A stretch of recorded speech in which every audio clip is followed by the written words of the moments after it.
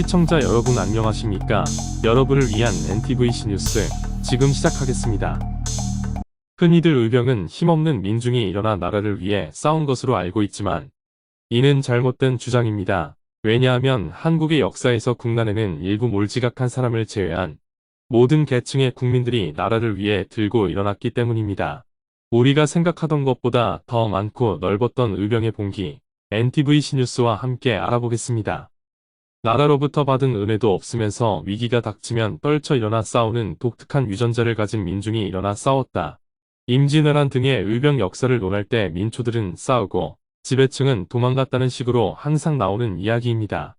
물론 피지배층인 민중의 입장에서 나라를 사랑하는 마음으로 목숨 바쳐 싸운 것은 너무나 대단한 일이지만 당시 조선의 지배계층은 다 도망가고 일반 백성들만 남아서 싸웠다는 것은 당시 우리 민족의 나라를 깎아내리기 위한 거짓 정보입니다.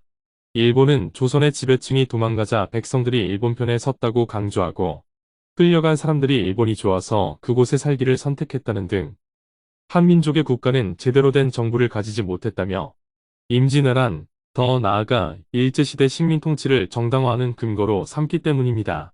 임진왜란 당시 의병들을 조직한 의병장들은 서산대사나 사명대사 등이 불교 의병장을 제외하면 대부분이 사대부 양반들이었습니다.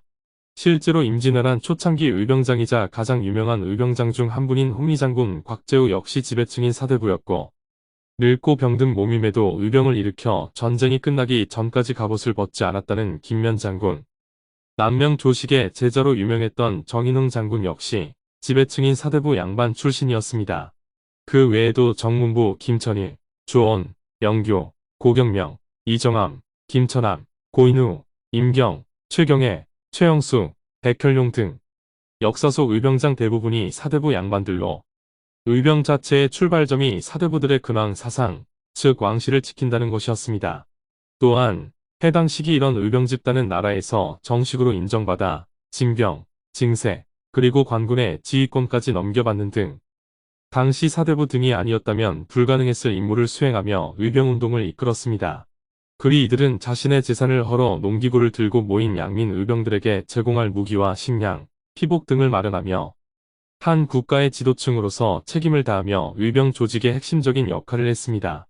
즉 의병이란 계급을 막론하고 당시 조선 사람들 모두가 나서서 이루어낸 성과로 당시 국왕인 선조나 일본에게 굴복한 간신, 그리고 일제에 부역한 내공로 등 일부의 잘못으로 더럽혀져서는 안 되는 조선인 대부분이 공유할 수 있는 자랑스럽고 훌륭한 역사라는 점을 기억해야 합니다. 지금까지 NTVC 뉴스였습니다. 시청해주셔서 감사합니다. 시청자분들의 댓글, 좋아요와 구독은 뉴스 제작에 큰 힘이 됩니다.